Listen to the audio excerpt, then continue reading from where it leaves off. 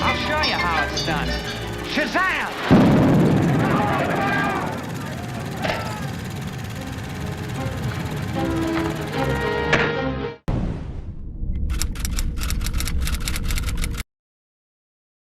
Hey, what's going on, Underdeveloped Nation? Welcome back to our channel here.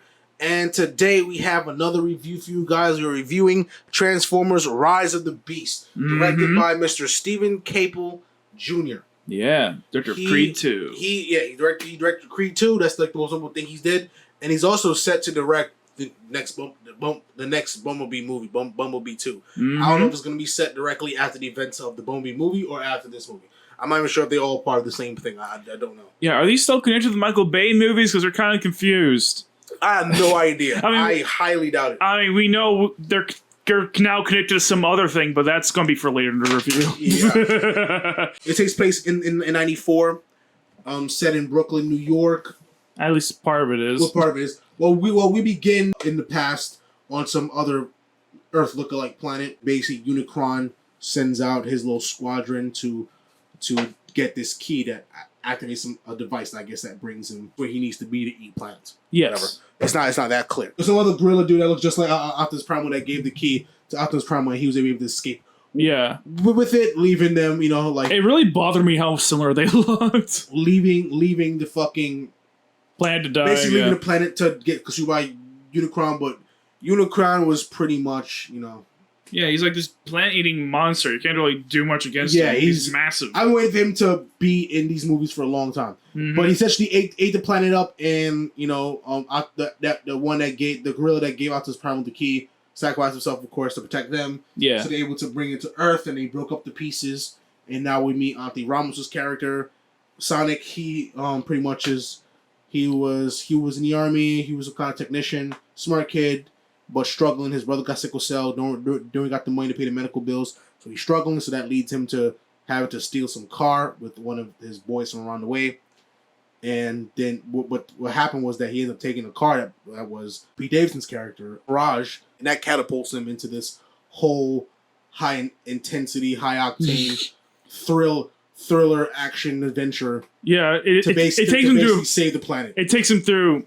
First, it takes him through a Fast and Furious sequence. Yeah, which is actually pretty awesome. It was. It was probably my favorite part of the movie. Yeah, honestly, that was really dope. You know what I mean? And the Bantha Team 2 was really good. Those guys, the Autobots, along with Dominique's character and Auntie Ramos' character, they pretty much head to Peru. Team up with the Autobot. Yeah, they pretty much team up to basically find the other piece of the key. So then they can use it to either destroy it. Auntie Ramos wants to destroy it, and Optimus Prime wants to use it to get back home. Yes. And then you have Unicron's cronies, which is the Terracons. The Terracons. They pretty much sent there to retrieve the key. And so it's a race against time between both of them. Who's going to get the key first, and who's going to beat who to attain it. And if, of course, the Terracons win, then Unicron comes up and eats the planet. Yeah. And if not, then Optimus Prime can either go home or they destroy it, and everything's all Gucci. And that's pretty much the movie. Yeah, and then also the Maximals show up at some point. They do stuff too. Yes. They're kind of an afterthought throughout parts of this movie. I'm not trying to do a whole rendition of the entire movie. I'm just I know. Give the basic plot. I know, but the titular beasts are kind of a big omission. So that's really it. I guess. Basically hand us what both Justice League and Rise of Silver Surfer did, where we establish an antagonist that's mostly there to hype up a much bigger antagonist. Yeah. Yeah, that's basically what they're doing. They're like, oh, Scourge is the villain. Oh, but he works for this guy now, even though he never worked for that guy before. We saw Unicron in the movie, you know what I mean? We did. He was in the movie. But we pretty much used him like how he was used as like in Rise of the Silver Surfer. Like, yes, the main threat was Silver Surfer, but the overarching threat was Galactus. And Galactus showed up as a space cloud, but he was about to devour the Earth. Yeah, it's basically the exact same idea. If we finally done Unicron, I would love to see Primus. Yeah.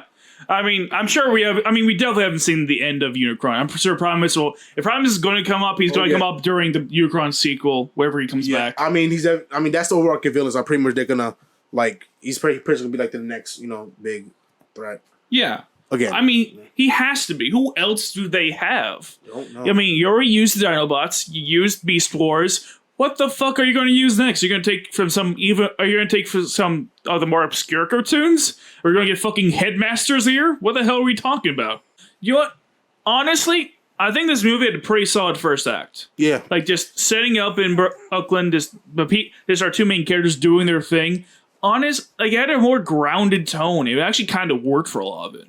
It was just really good, and even when we first saw glimpses of the Transformers with the that Fast and Furious style chase scene, that was pretty fun in there at the streets of Brooklyn. That was a fun sequence. That was I enjoyed that sequence. I'm not big on huge action sequences, but that was done really well. That was cool, especially when he was like driving backwards and he transformed himself and then he switched to the front. Like, that was pretty fucking cool. That was cool.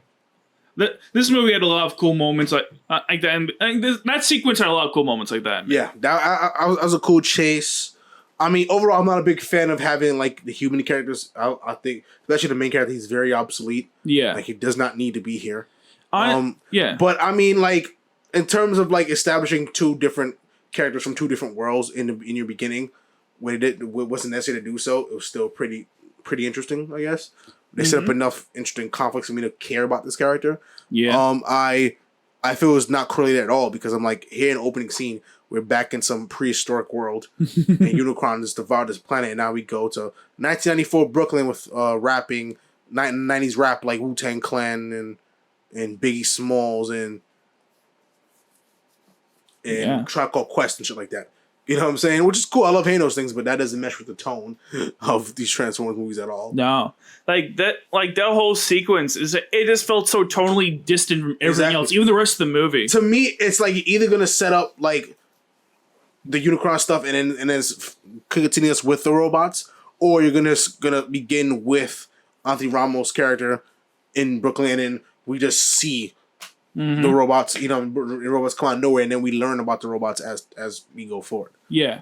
Don't try to do two origins establishing. When you're just gonna make them come across each other and relearn it again. Yeah. It's really unnecessary to do all that. Like, I don't want to learn the same thing twice. It goes on. Yeah, and we can learn about the fucking beasts as the movie goes on. We can learn about Unicron. We can learn about the about all the Terracons and the Maximals. Yeah. We can learn about all of that just as the main characters do, since a lot of them don't really know all this stuff at first. Like Optimus, he knows some stuff about Unicron to keep, but that's about it. And our main characters, they don't fucking know shit about anything. Yeah. So we can just follow these guys all during their thing and learn about all along. As they learn, that would be more interesting. It would be structure. And the main problem with this movie is that this movie just it's fucking corny as shit. Oh, it is. Especially with the main character towards like the final act, the climax. That was too much. And his brother's like talking to him through the fucking through the radio. He's like, you can show him who you are. Like we're watching fucking Wakanda. Like, show them who you are. Wakanda forever. What the fuck are you talking about? That is so fucking corny, and the fucking stupid audience is fucking clapping. Yeah, they're eating it never up. Watch movies with never go to the theater with a bunch of black people. All you can hear is a bunch of yeah. It's a bunch of stupid shit. Like, oh my god, shut the fuck up. This is not a big deal. This is y'all grown ups. Like, what this movie really is, it's a 90s cartoon in a movie form. Yeah. Basically, you can't take anything seriously. Like literally, like with the little brother, he sees an alien robot for the first time, and he's like, "Oh, is that a robot? Yeah, he's a robot. Oh, he's a robot. Oh my god. Okay, I know you're a robot. I know you're a robot. Yeah, you're a robot." And he's saying, "Yeah, we're gonna basically stop this planet-eating monster, this planet-eating robot from destroying the planet." And this thing is like, "You better have my brother back safe, or I'm gonna come for you." I know. Just for the stupid joke factor. It makes no sense. If a young boy or anybody honestly experiences aliens for the first time, they're gonna go and fucking insane. There's gonna be a huge revelation. That's earth-shattering revelations. People just don't take that lightly. They will freak the fuck out. Yeah, they would. They would treat it like it's a big fucking deal. Because it is a big fucking deal. Yeah. And on top of that, learn that your planet's gonna die soon. And then on top of that, same thing with Anthony Ramos' character. Like, it is almost like, no, but he pretty much acclimated very quickly to the point where it's like, oh yeah, we saw 5 movies of this, so we don't have to worry about it. Yeah. No, these guys never saw a fucking Transformers. No. Transformers not exposed to the world. No, they're not. This is the 90s, bitch. This would turn this world upside down. Other than that, overall was a fun action movie. Yeah, it's moments. It's not, I'd say it's probably the best of the Transformers movies I've seen.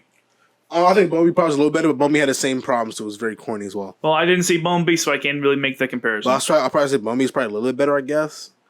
Bumblebee actually got a really high rating though, which I don't think it deserved.